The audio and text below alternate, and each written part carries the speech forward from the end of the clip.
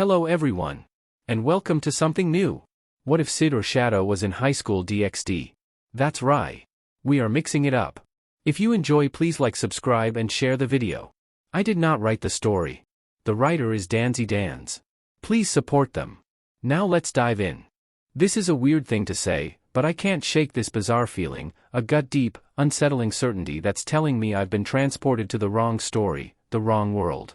I'm 97.8% sure, not that I just made up that number to sound clever, about it. I feel like I should have been reborn as some noble scion, basking in the wonders of a fantastical realm, instead of an already grown-up, healthy 18-year-old Japanese guy with a completely clean record who is of course orphaned, and lives in an ordinary apartment. It is saddening that I have to be separated from my real parents, and maybe I'll start feeling sad once I get over the fact that this world has all sorts of supernatural stuffs, baby. Woo! Which directly translates to as long as I have the will, the perseverance to train, and sheer fucking will, which I suppose I just mentioned earlier, I can be the one thing that I want. To become the eminence in Shadow. What does that mean, you ask? Heh. Simpletons like you won't get it. My ultimate, fantasy, goal is to be the puppeteer pulling the strings behind the grand stage, the maestro orchestrating the intricate dance of life. Hero? Villain? Nah, too basic. I want to be the chess master, the enigmatic figure who navigates the shadows, while blending seamlessly with the common folk. The eminence in Shadow is my endgame, and I'm going all in. But here's the rub, there are a few, shall we say, minor complications. Scratch that, more like a truckload. First, there's this concept of sacred gears in this world, which sounds cooler than liquid nitrogen. I've got to have one, not just want it, but crave it with a passion that could set the world on fire. But here's the kicker, you can only get these babies at birth. It's like winning the lottery, and let's face it, I've never been the luckiest guy in the universe. I avoid gotcha games like the plague for that very reason. But wait, there's a glimmer of hope. In my first few weeks in the blink-and-you-miss-it town of Kuo, I've stumbled upon whispers and rumors and even witnessed a way to snag a sacred gear even after birth. I learned just so in the first few weeks I got here, in this small, unassuming town of Kuo, the perfect starting ground of my up-and-coming underground syndicate, Shadow Garden. And then, there's the matter of my new name, Sid Kajino. It wasn't exactly my first choice. In an ideal world, I'd have picked something as plain as rice, maybe Yamada, Honda, or heck, even Kenji. They're like the Japanese equivalent of John, but I'll make do with Sid. A name is just a label, and I'm all about adaptation, improvisation, and overcoming. An eminence in Shadow knows that the world is a grand stage, and I'm ready to take my place. Chapter 1. I am taking the leap of faith. As I meander through the streets of Kuo town, a place that defies all geographical logic and reasoning, I can't help but ponder its existential significance. It's like someone decided to drop a dollop of fantasy right in the middle of mundane Japan, and Kuo town is the whimsical cherry on top. And by that, I mean while I might be magically transported to Japan, and although the building design is definitely of good old Nippon culture, this Kuo town is not in my original Japan. Oddly enough, upon checking the map, Kuo town is the only edition of this world's Japan that I can tell at a glance. My gut feeling tells me that this place is pivotal to this world's cosmic plot, though I must admit, my gut feelings have been about as reliable as a fortune cookie lately. And while his assumption turned out correct, it was nonetheless a poor basis to set his grounds on. Annoyingly, this happens rather often. And why, yes, of course I'm no slouch when it comes to geography. At least from the top, not when I have to navigate it on the ground. I've got Japan's map etched into my brain like a well-loved map app. But sometimes, blending in requires a bit of lost tourist theatrics.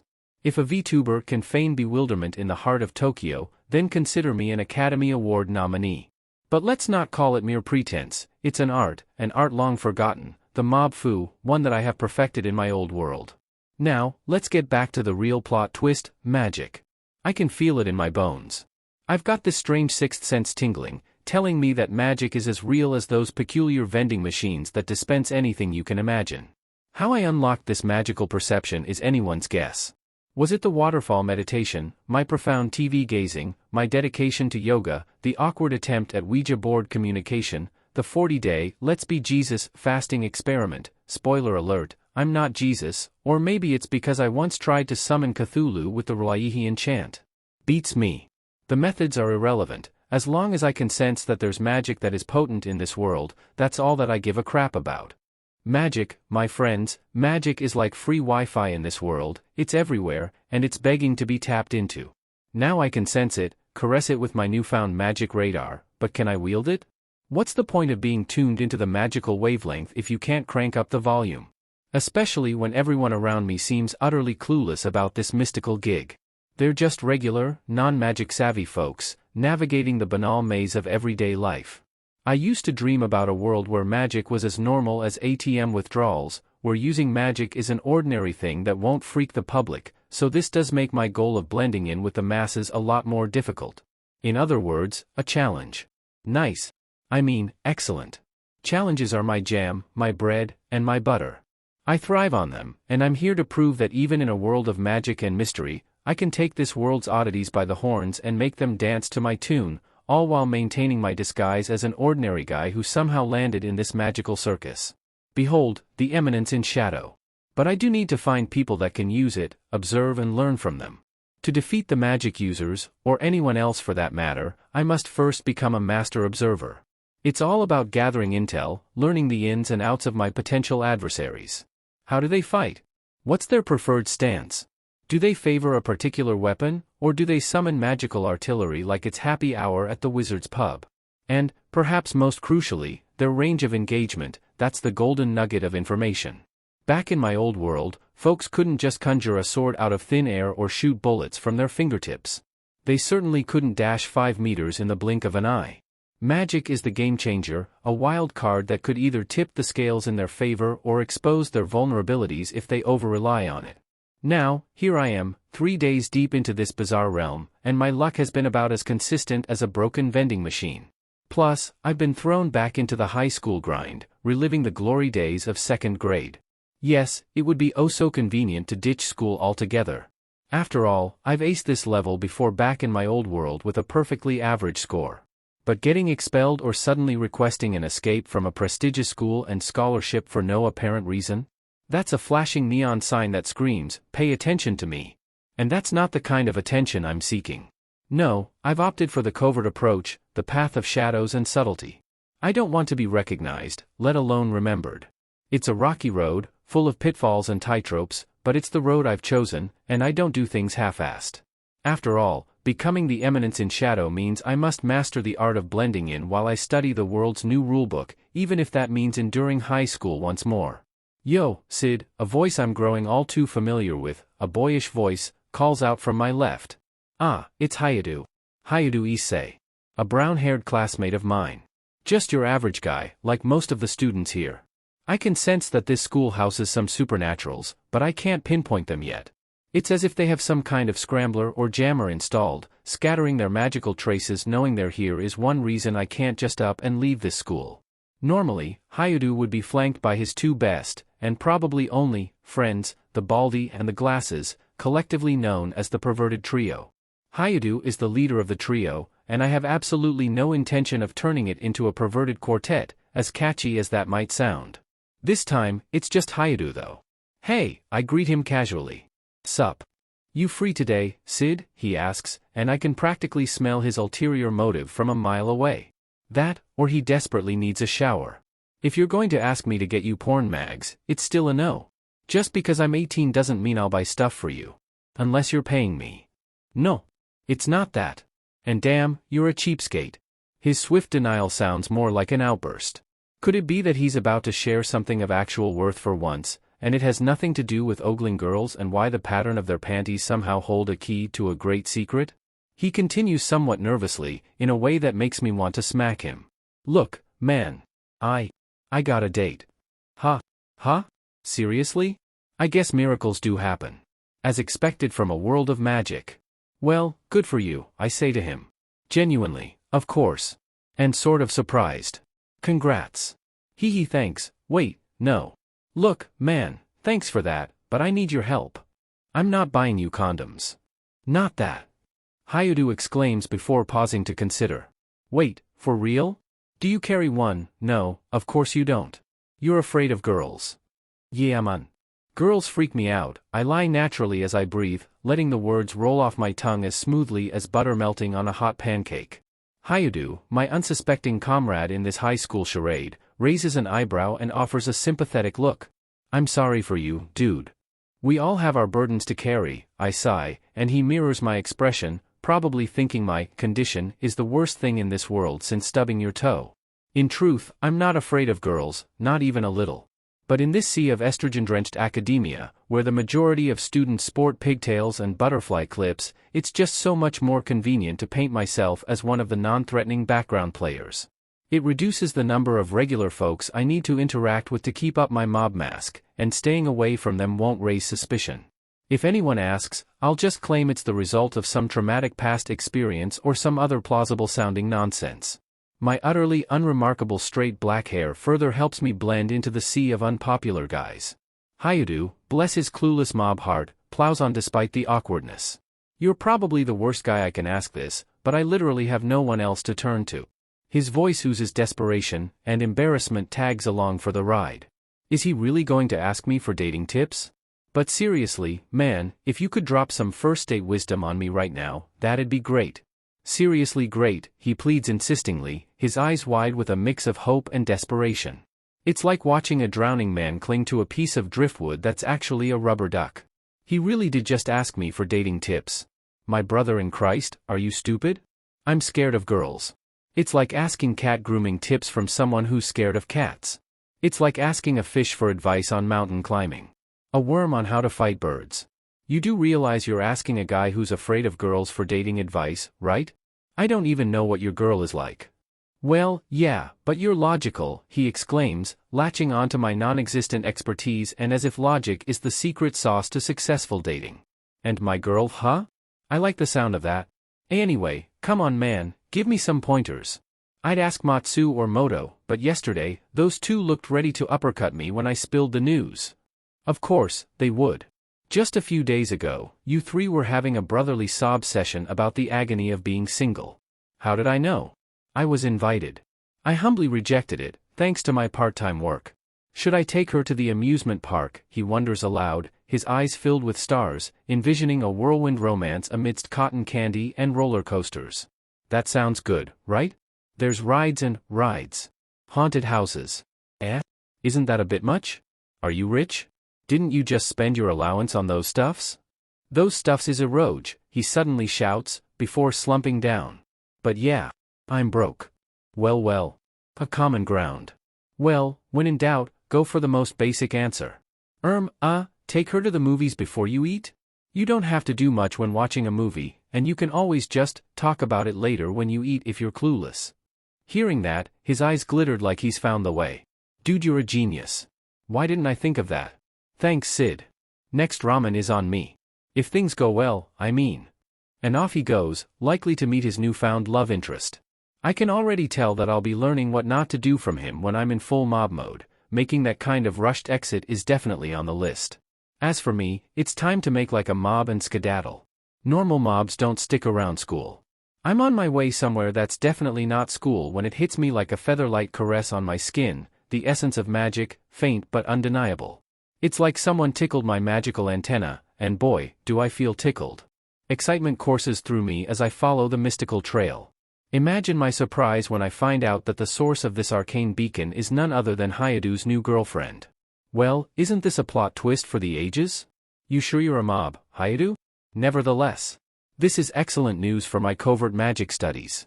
With my carefully cultivated persona as Hayadu's more than acquaintance, less than friend, and my self-professed fear of girls, I can hang around them without raising suspicions or jealousy. All while discreetly observing her magical prowess. It turns out my luck isn't so bad after all. She's sporting a snazzy green blazer from a different school and has Hayadu's arm draped around hers. Maybe it's just me, but her enthusiasm seems a tad forced. But then again, what do I know about relationships? In this world, morals might be as flexible as a gymnast's back. Speaking of which, what's the deal with those absurdly short skirts and bloomers during gym class? Are we in a time warp back to the 90s? And it looks like instead of following my brilliant cinema before dinner plan, they're heading straight to the park. Well, why not, I think to myself. I've got a soft spot for that park. It has this inexplicable allure, like it's destined to be a historical site for countless first encounters.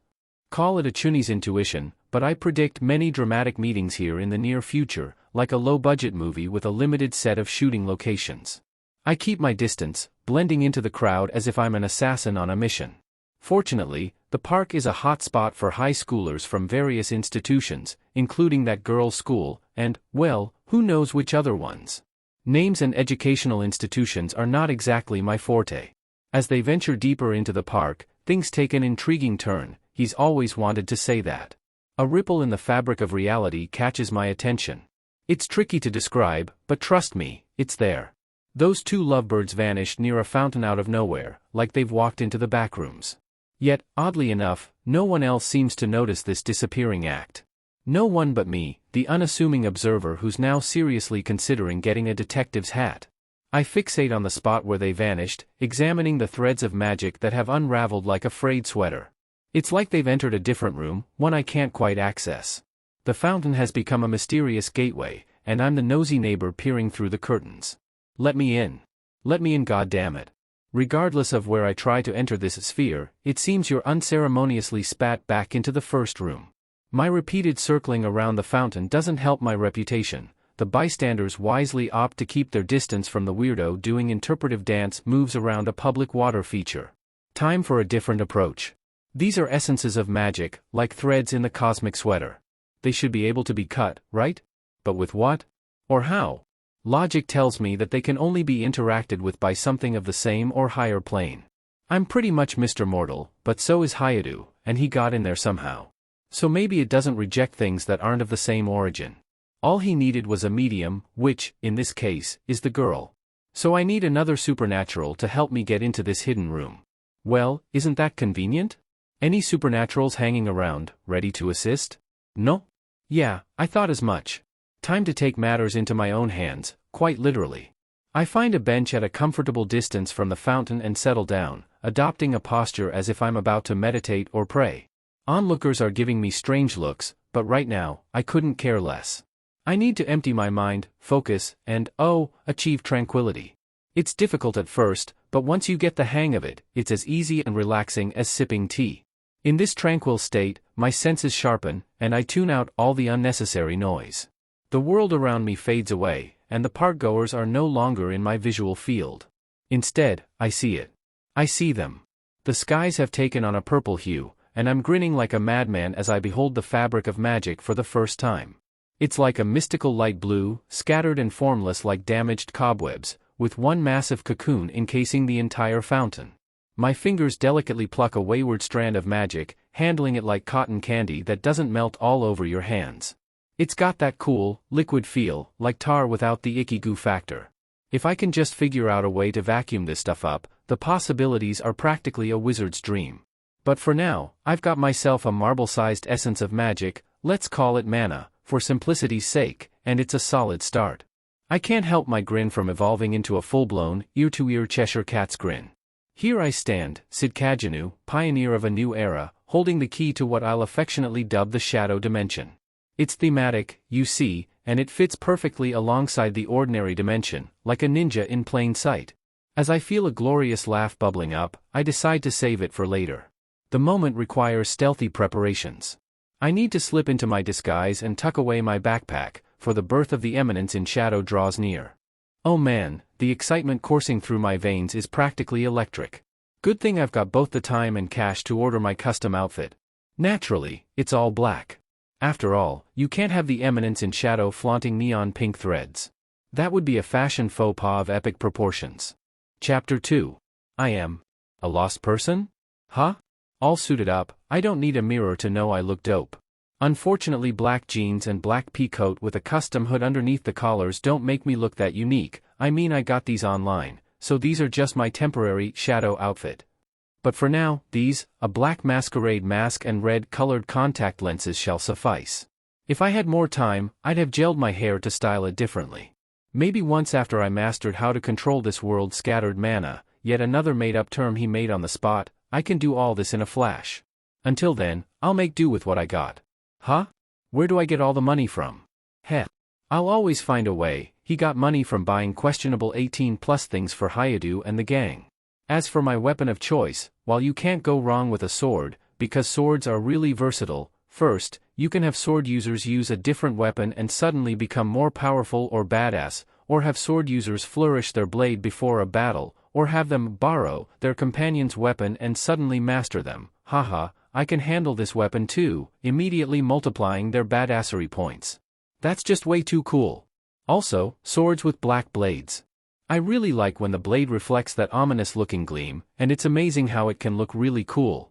I really like how it can fulfill all those abstract needs. Being able to switch up the styles on the go is a lot of fun too. It's actually so much fun. You have European styles, various Japanese styles, different methods for different kinds of swords such as claymores or two-handers, and then you can add your own flair to make it seem like you come up with your own swordsmanship. It's a lot more refined and skilled compared to blunt weapons. We really need swords to become a thing in the whole world and start selling them like Americans sell their guns in Walmart. Don't you think we really need to officially give everyone swords? Because I don't have a sword. And more than that, unfortunately, a sword is difficult to conceal and I don't want to get in trouble with the police as a law-abiding mob. And even if I got through that, I definitely can't fit one in my school backpack unless it's a foldable sword, in which case it's just a toy sword. So I brought with me my most trustworthy tool that isn't really that suspicious unless I carry it at night, and can easily be concealed as an umbrella handle. A crowbar. Do you know that crowbars are really versatile as well? First you can actually hold it like a tonfa, and then you can use a different weapon and suddenly become more. He went on for quite a bit, but basically, you can use it as a tonfa and break people's helmet or skulls. I have fond memories with crowbars during my time as the stylish biker/gangster slayer. And now, the moment this world has been waiting for, my grand entrance. Approaching the silk-like pink cocoon, I consider my choices, and most importantly, my line. First impressions are important and especially a key moment for characters like me. I can't fuck this up. But before all that, how do I get in there anyway? Do I just tear this thing? Surely you can't expect me to peel it strand by strand, that'll take me forever. I do have a crowbar at hand, but prying it like a crate isn't really that stylish. Oh well. One quick way to find out. Placing both my hands on the cocoon, I opened it like I'm opening a huge wrapped present, and then all the colors returned. Rainier was at first confused when she saw a pair of floating black gloves, and proceeded to panic when those floating gloves tore apart her barrier, ripping a black tear in her small domain. Her confusion is immediately replaced by surprise. She freezes the moment she realizes the skies have shifted from its purple hue to standard blue skies. Something had gone horribly wrong when all of a sudden, every lowly human around her was staring at her. At her pair of black wings. At her barely covered body. At her true form. Worse, they were now looking at the boy bleeding on the ground, where her purple light spear was still firmly implanted in his stomach. Hey, is this real? Are we being punked? Has cosplay gone too far? Bruh, check her out? Who are you brying at? I'm your girlfriend. No. What happened? How did? Ew, who's that weirdo? All black in this heat? Just looking at him makes me feel stuffy. Isn't that Hayadu? Is he, alright? Is that, blood? Issei weakly raised his hand, a side of his face still lying in the puddle of his own blood, and managed to mutter his last desperate plea, help, someone. Rainier's eyes widen at the sound of the first scream, and the many screams and the abrupt chaos that follow. No. She must leave ASAP. Wiping these humans' memories is child's play, but that doesn't mean she's free from a stern warning from her superiors. Promptly, she starts conjuring another barrier before it gets much worse. Shit. I didn't mean to do that. Now's everyone's running and screaming. That mob was right though, this outfit is stuffy. I'm sweating already. Gotta say, I didn't expect to see my classmate would fall victim to whatever that light weapon thing is, which is a top-class mob level of mobbery. Killed by the first supernatural we see? This girl has to be a main character in this grand stage called life. I salute you, Hayadu Issei. From one mob to another. Your sacrifice will not go in vain. And I know one other thing, that blitzy thing sticking out his back is most definitely magical. It's cool as heck and I want it. And I swear the girl is much younger looking and not as curvy as the woman flying over here, but why bother with the specifics? I didn't get to see how she manipulates her mana, though. Damn it. So Sid ruefully thought, completely unaware that he had only partially obliterated her magical barrier and therefore preventing her to create another as one still stood, and completely apathetic that his classmate was dying. Alas, mobs tend to not care about what happens to their fellow mobs. But that's a problem easily remedied. And I have to say, that look in her eyes, the confusion, her dramatic reaction at my dramatic entrance? Yes. Yes, this is what I live for, baby. It feels 1,000 times more satisfying getting the stare of disbelief when it comes from a different creature than humans. I can barely contain myself from grinning because an eminence in Shadow's first entry must look as deadpan and mysterious as possible. If I grin, then I will fall to the potentially a villain category. Huh.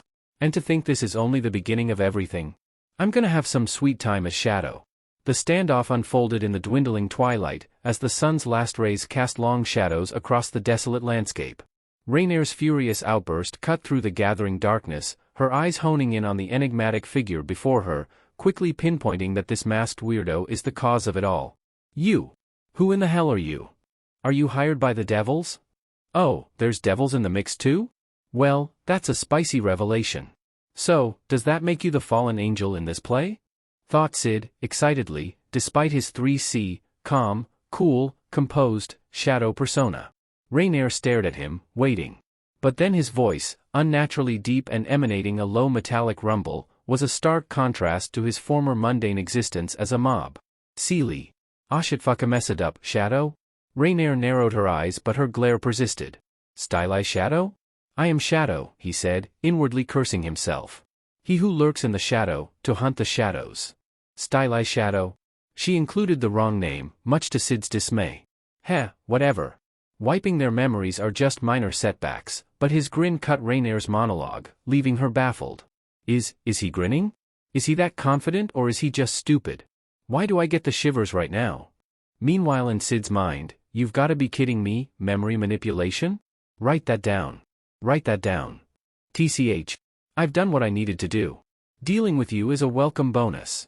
Raynier declared, her voice dripping with arrogance as she unleashed a dazzling light spear aimed straight at the weirdo's eye. Oh. She's kinda slow. With a casual, almost bored step to the side, he effortlessly evaded her buzzing light javelin as it crashed into the brick-laid ground. He purposefully made it look so casual. It had to look casual. After all, eminence like him always made the extraordinary look effortlessly ordinary.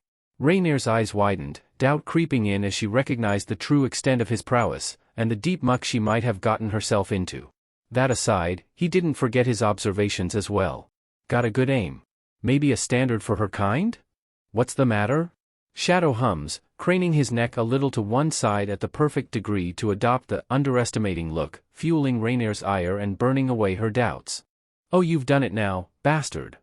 Sid resisted an urge to smile. Hook, line, and her earlier doubt and worry washed away by torrents of rage. Foolishly, she abandoned the one thing she had that he, currently, didn't possess, reach. With a beat of her wings, she rushed down, determined to chop this cocky bastard's head off his shoulders, her violet eyes glaring at his grin and his smug expression. She thrust her light spear at his hard-an. Sinker. Clang. Ha-hoo? Where did her light spear go? Where did he go? Sid was this close from saying, behind you, but he reconsidered it. Instead, he offered a nonchalant murmur in his low, melodramatic voice, disappointing, so far. Of course he was behind her all of a sudden, having struck her weapon using his mundane crowbar. It didn't come unscathed, however. Half of it had melted from contact with the deadly corrupted light-imbued weapon. A pity, Sid thought. But it served him well. Raynier turned around, and fear flashed both in her face and voice. What? Shadow's smirk remained infuriatingly intact. Perfect. Sid was hyped. Her reaction hadn't let him down thus far. Truly living in the moment, this guy. This is ridiculous, she stammered. Raynier was not stupid like most of her men. It might take her a moment or a display of power, but people with high self-preservation knew when she was outmatched. And right now, she was hopelessly outmatched. Who are you? Where did you come from? What do you want? I am Shadow, Sid reiterated, finally getting his introduction right. I lurk in the shadows, to hunt the shadows. Not riddles, damn it, just tell me what you want. Shadow fell silent, Sid went into thinking, and Raynier froze, mistakenly interpreting his silence as a harbinger of her impending doom. In truth, Sid hadn't thought this far ahead.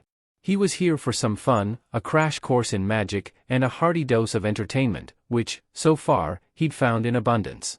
He learned that when she conjured her weapon, she didn't use the magic around her.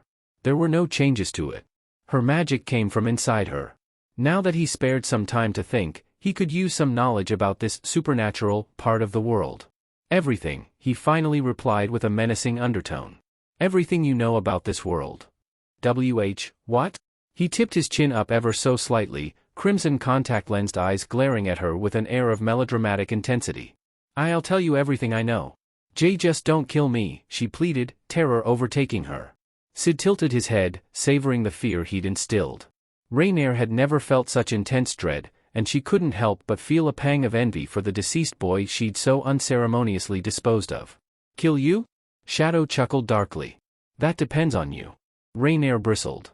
Every fiber in her body was screaming at her, run.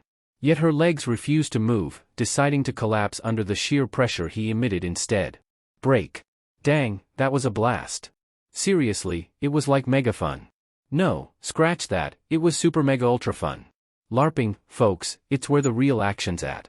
I haven't had this much fun since that time I played Whack-A-Gang with those motorcycle hooligans in the neighborhood. It's just a darn shame about my crowbar. Sure, I can replace it easily enough, and they aren't exactly high-end, but I learned the hard way that regular old mundane items are about as useful as a rubber sword at a sword fight when you're up against magical weaponry. Unless I coat M in magic, which is a whole other can of worms. No, what I want is a magical crowbar that's as unbreakable as a diamond and twice as cool. But enough about my mythical weapon fantasies. Right now, I'm holed up in what looks like an old abandoned church. Apparently, it's the go-to hideout for her kin in this town, who are on the outs with the devil. And from what I gather, the devils pretty much run this town like it's their personal playground, with a monopoly on 3/4 of it. The fallen angels, who call themselves the Grigori Institute, aren't exactly thrilled about that. As for this church, well, cozy ain't the word. The sermon spot is a disaster zone, more wrecked than a demolition derby.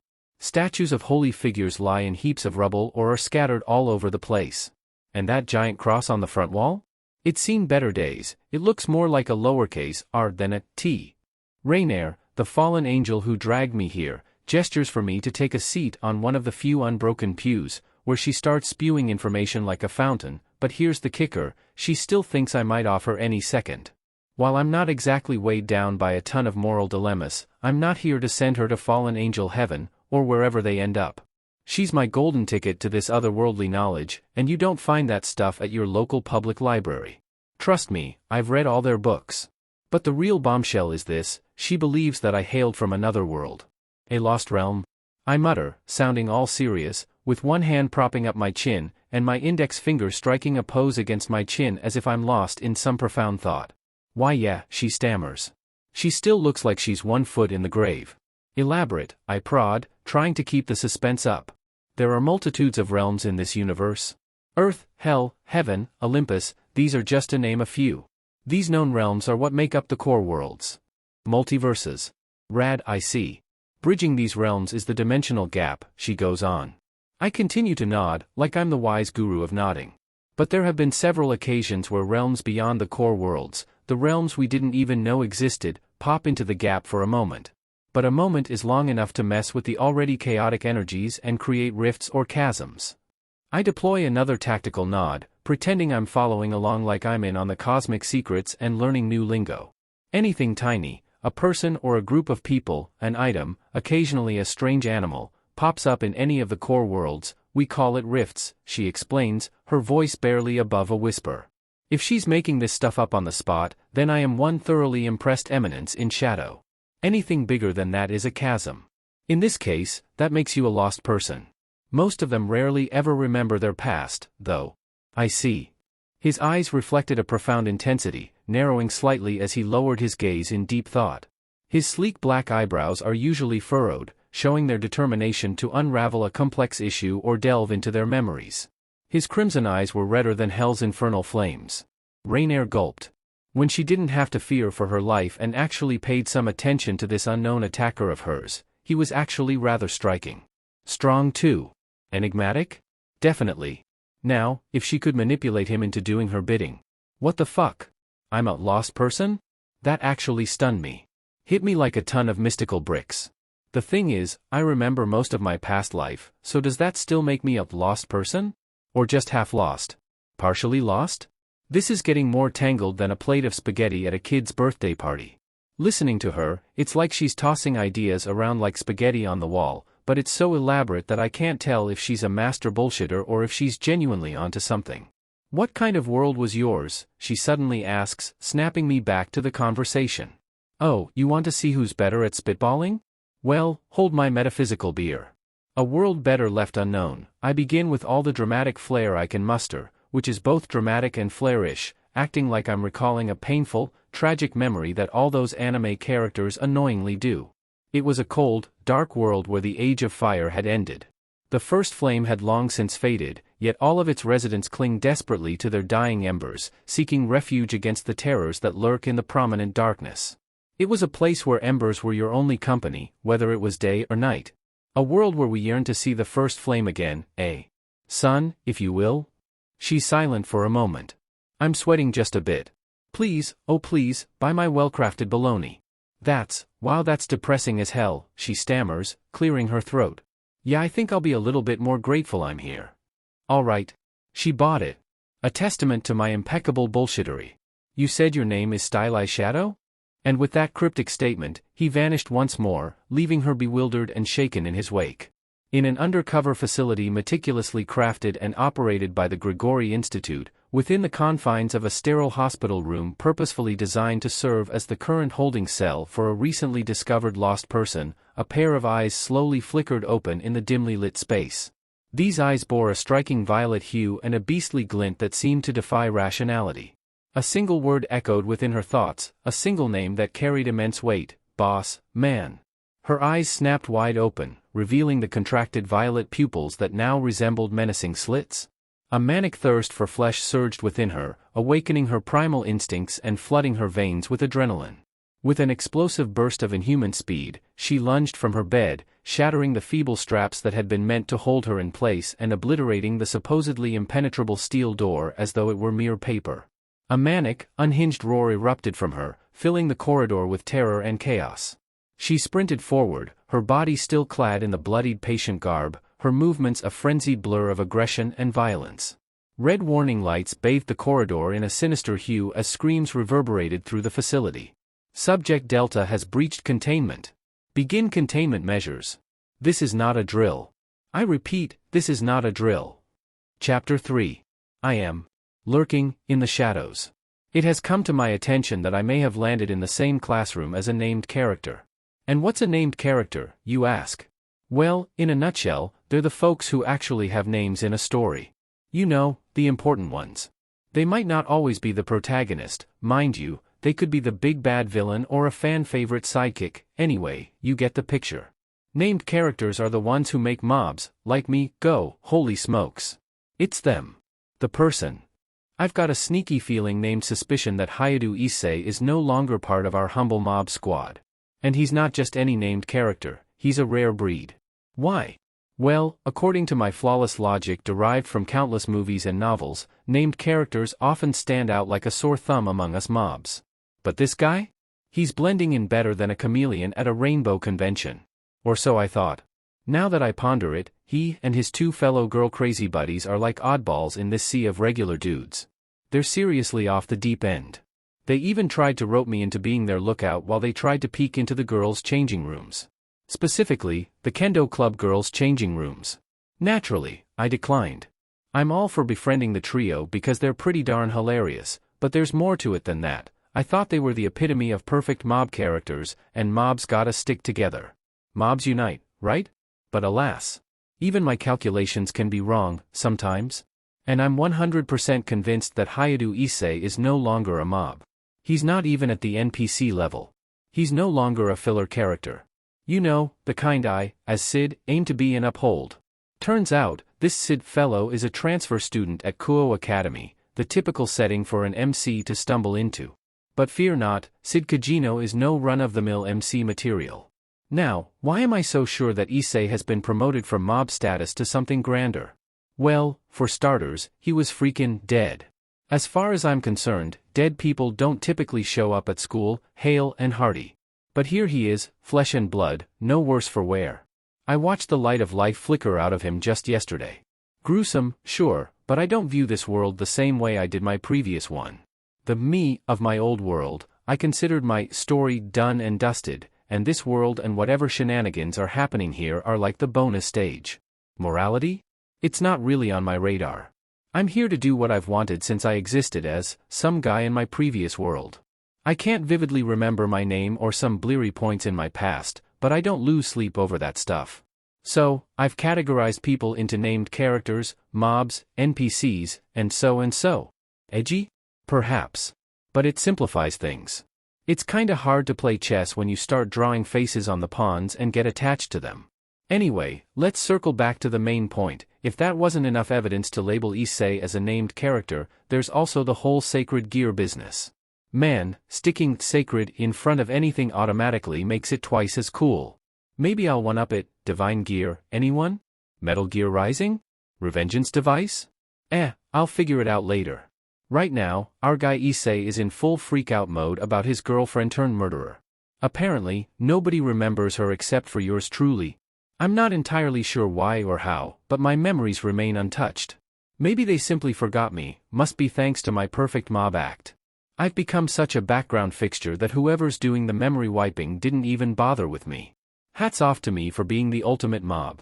Look, bud, I know you're desperate, we are too, but this is a bit much. So says Matsuda, the dude with crop cut that looks more like a soggy tennis ball. But I'm not bullshitting. Issei protests, desperately scrolling through his phone, searching for a picture he took yesterday with that fallen angel girl. What's your fuss again? Ray. Renault? Oh, whatever. Let's call her Ms. Exhibitionist for now. Alas, he couldn't find a single one of his pics. Tragedy strikes. What the? I don't get it? I swear I took, 5 of them yesterday? Bald dude, Matsuda, pats him on the shoulder sympathetically. Issei, buddy, let's call it a day. This is getting depressing. We're your pals, and we're the last people you should pretend to have a girlfriend with.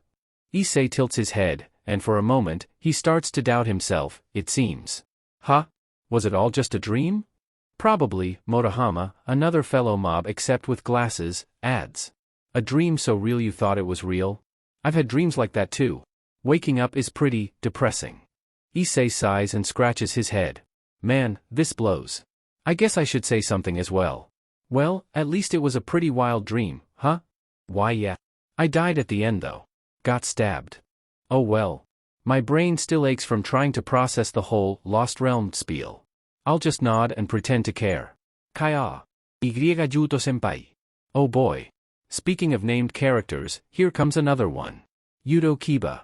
You can spot him as a named character from a mile away. As soon as he strolled into the classroom, not even a second had passed before the girls started squealing and swarming toward him, demanding his babies. Unlike Issei, this guy's got the looks and the brains. He's got that European-like charm, top of his class, athletic, a real-life character straight out of a girl's manga. You can practically see flowers blooming around him wherever he walks. Look at him, flash that smile, and all the girls in the imminent vicinity are swooning. And, as is the usual case with popular named characters like him, he's got his fair share of haters, those unpopular mobs who wouldn't mind seeing his handsome but crucified. That's where we come in. Well, Issei, Motohama, and Matsuda, to be precise. I'm just here for moral support, I've got nothing against the dude. TCH, here comes Prince Charming. Matsuda mutters, ever the spiteful one. Motohama follows through, why's he here out of all the classrooms? Can't he tell he's polluting the air us mere mortals breathe? Heh, you fools. Obviously, he's here for plot reasons. What's the plot? I have precisely zero clue, but it's bound to reveal itself. It's the only explanation for why he's here and why he's scanning the classroom as if he hasn't spotted the guy he's looking for. Is Issei around? Whoop-de-fucking-do, there it is. Bingo. Yep. Issei's not a mob anymore. Named characters shouldn't even notice, let alone seek out and talk to a mob. While all the girls in the room whine and lament the fact that their Prince Charming isn't looking for them but instead another guy, all our eyes turn to see the man of the hour. Huh? Me?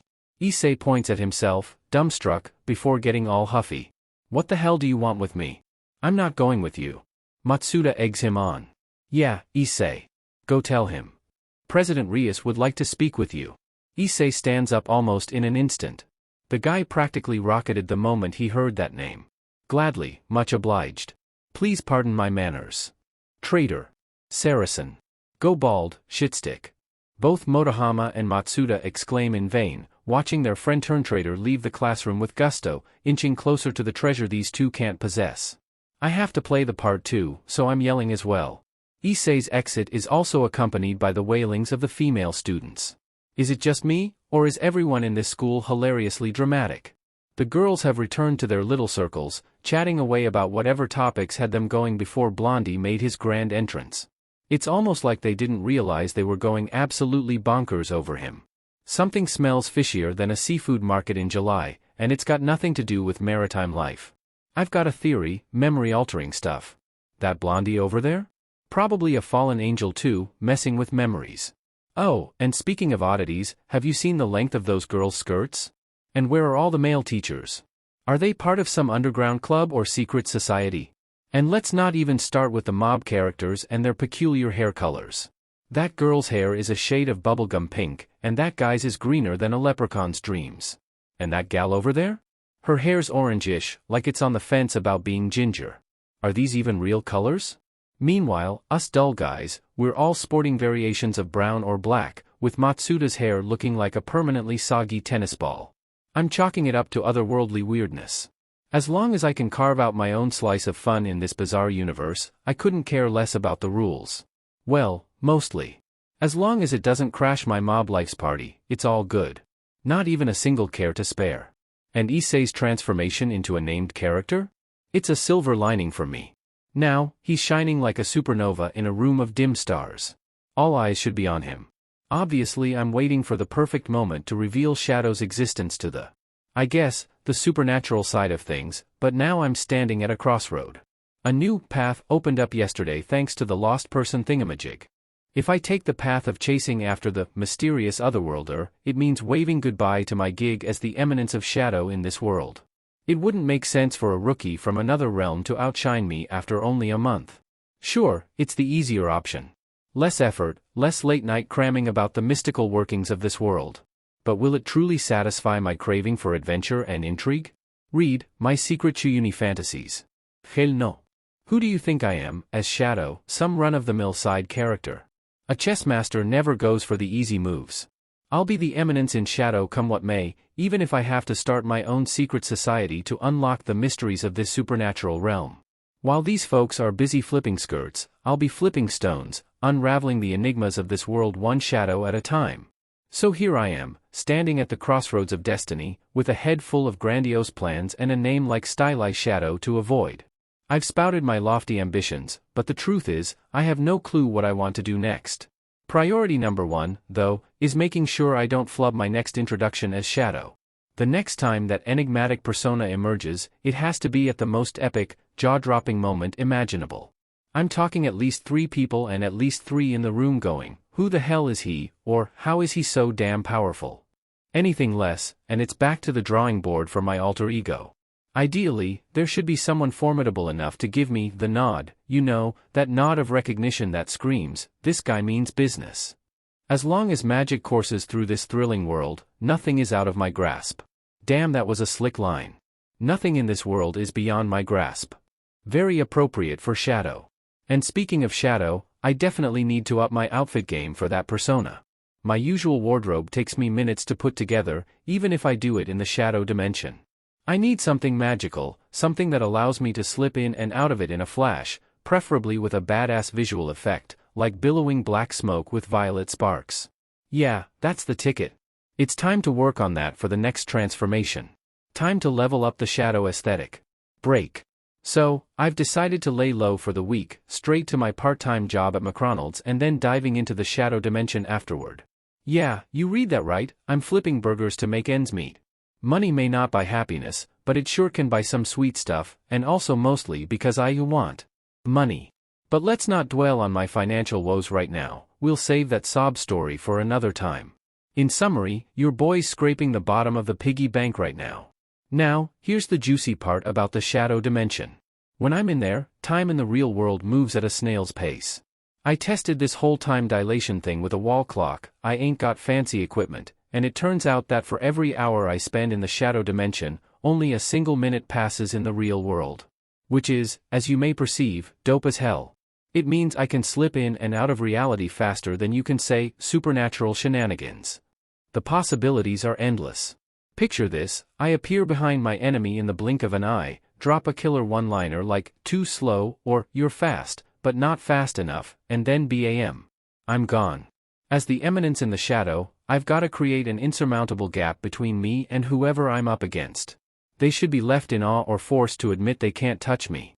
The current hiccup is that I have no clue how strong I am compared to the supernatural folks around here. The exhibitionist fallen angel from the other day was a pushover, but maybe she's just low-ranking.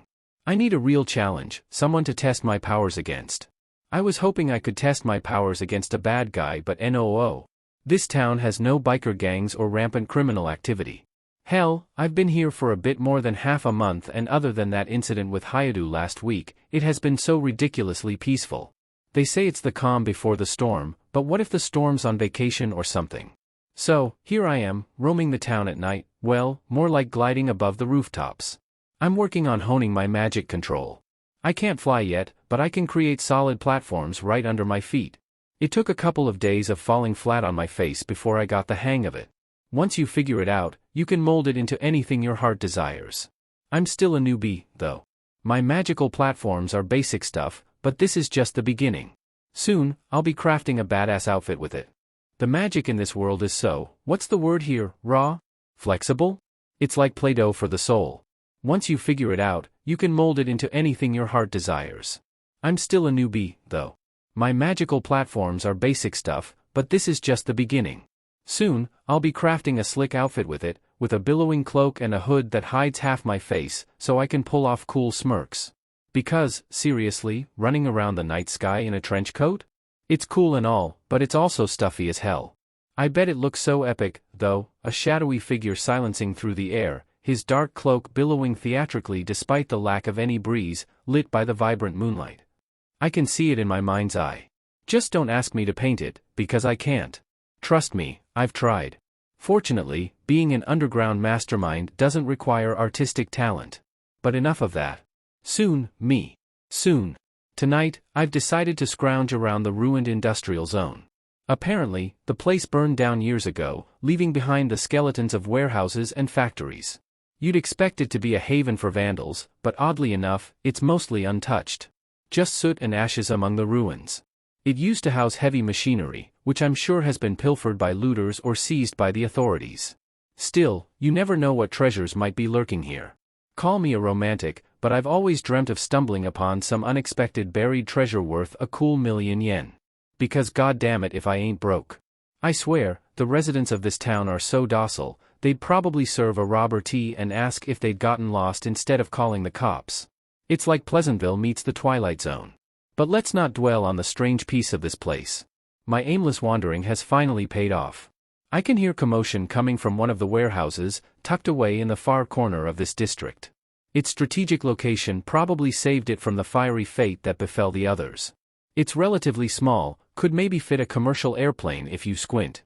If I were a kid, I'd claim that place as my secret hideout. Talking about hideouts, I gotta think, or rather, dedicate, one too in the future. No way in hell I'd let Shadow step in my cheap apartment. Sid and Shadow can't have a single connection between them. Anyway, let's leave all that jazz for later, because I'm getting amped up.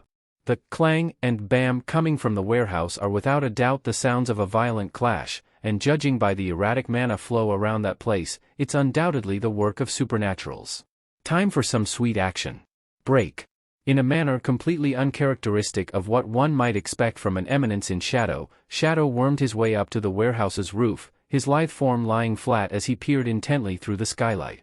The sight that unfolded before him was not one that inspired fear but rather an exhilarating excitement that shook him to his very core.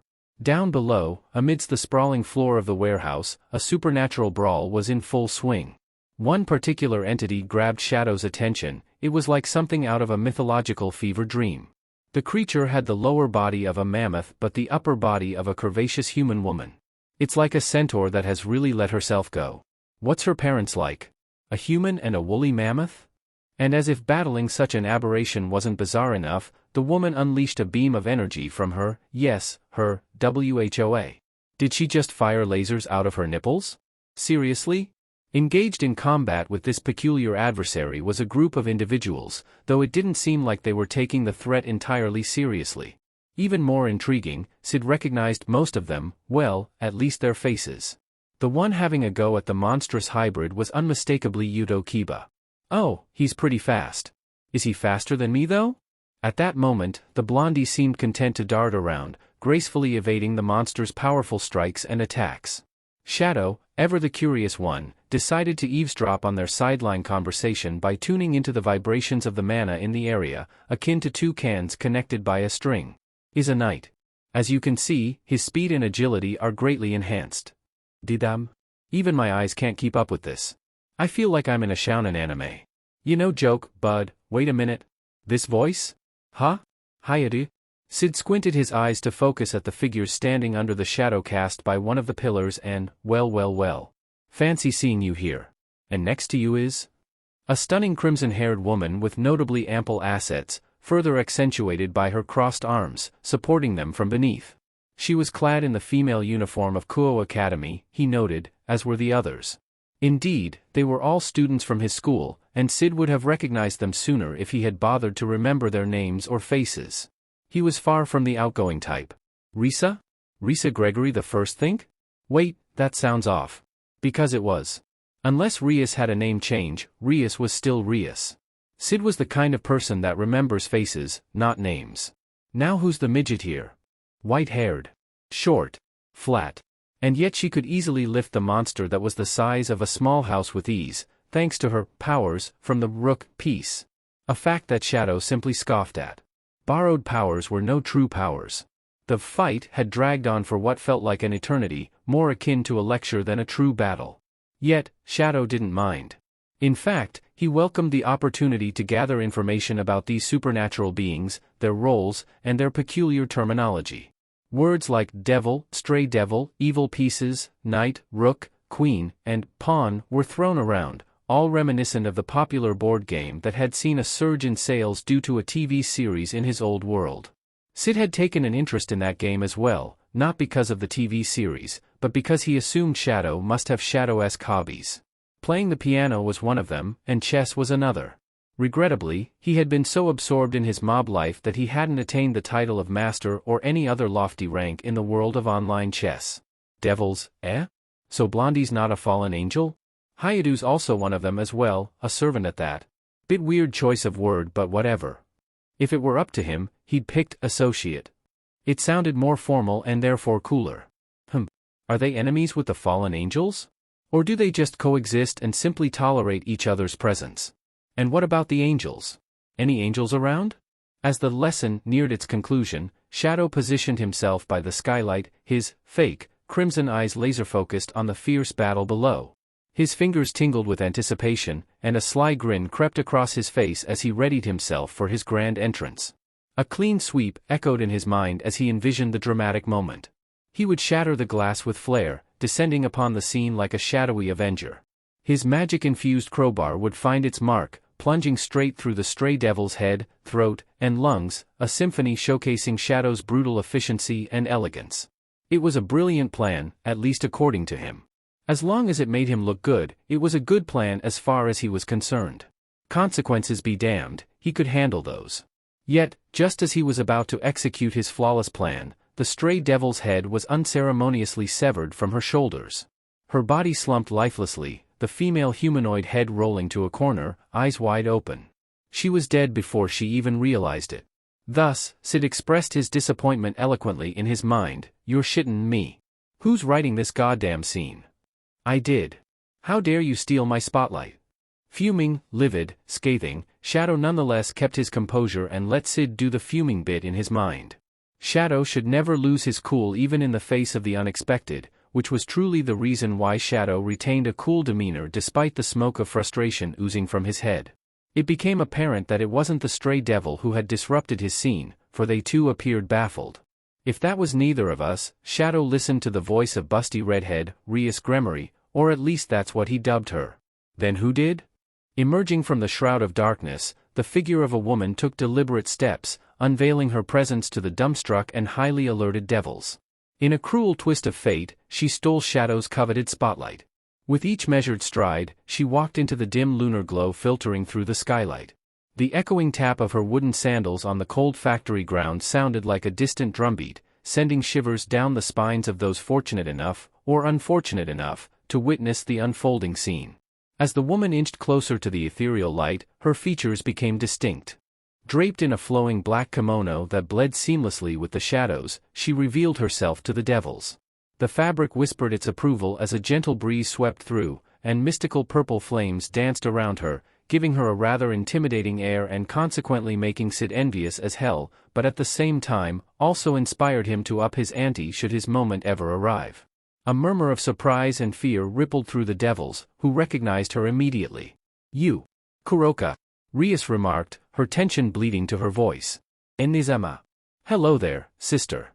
Kuroka, the embodiment of feline grace and ferocity, emerged from the depths of darkness. Her lithe form was adorned with a black kimono. The moon's luminance played upon her golden feline eyes, aglow with a predatory brilliance that hinted at both danger and fascination. Whispers of her name, Kuroka, spread through the air, spoken in hushed reverence by those who knew of her legendary persona. She was a mythical being, a living enigma with a past as veiled as the night itself. The atmosphere seemed to shimmer with an almost tangible anticipation, as if the very air bore the weight of her reputation. And at that moment, Sid's envy had been replaced by curiosity. Cat girls exist too? Ha! How many races are there in this world? Any wolf girls around? What about mermaids? Aliens? Any aliens? But returning to the matter at hand, beneath the silken cascade of raven hair framing her face, her distinctly feline ears twitched with heightened awareness. The moonlight seemed to single her out, highlighting her with an ethereal radiance, as though the universe had conspired to acknowledge her presence, much to Sid's seething annoyance. In that suspended moment, Kuroka bestowed a tight-lipped smile upon the devils, a smile so simple, yet one that effortlessly sent shivers down their spines. "Why? Why are you here? Have you been following us? Why? Do I need to have a reason to see my sister?" Kuroka whirred as she extended her hand toward the group. "Shiro Nyan, let's go. If she wishes so, then I'll allow it. We're not keeping her against her will, Kuroka. Your sister is safe with us." "Safer with me than you," Kuroka retorted. "Come, Shiro Nyan. You don't have to stay with these people anymore. Be free like me, no? Life as a criminal is hardly a life of freedom." "Oh, but I'm free to do anything I want. As long as you don't get caught. I happen to be slippery cat-like and whatnot. But what I am not is patient. So, hand her over, devils. I won't ask twice." She received her answer soon enough. Kaneko anxiously hid behind Rias. "There you have it. She's staying with us. Her family." That flared the anger in her. Kuroka clenched her fists. Her gaze flicked to each member of the peerage, her amber eyes holding a concealed mix of anger and desperation. "I finally found you," she declared, her voice edged with a hint of desperation. "I'm not leaving without her Nyan." Akino, the second entry in the busty girls' lineup, gracefully stepped forward, her gentle smile belying the sparks of electricity crackling around her hands. "Kaneko-chan has told us about you, Kuroka-san. She's grateful for your concern, but she's found a family here. We won't force her to leave, and neither should you." There was hostility and there could feel the rising hostility, and Sid inched even closer to the skylight, his anticipation growing. The heightened tension suggested an impending showdown, and a skirmish would provide him the perfect opportunity, a chance at redemption. "Now hurry up and start duking it out, damn it. So I can swoop in and steal the show. I don't want to get blueballed here." And that's it for today. I hope you enjoyed. If you did, please like, subscribe, share and support the original writer. See you next time.